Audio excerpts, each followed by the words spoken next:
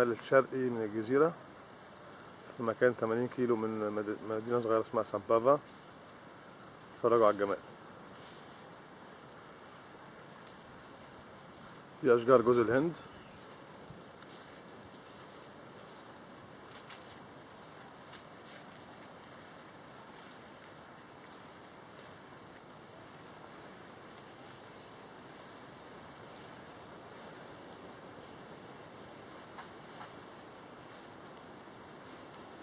وده المحيط الهندي.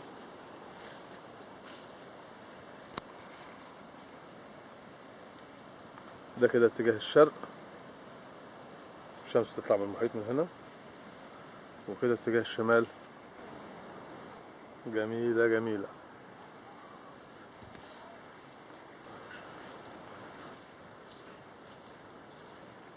هنا بيتكلموا اللغة الملاجاسية. وعلى فكرة مدغشقر هي خليط من عروق أفريقية وآسيوية وهندية وعربية.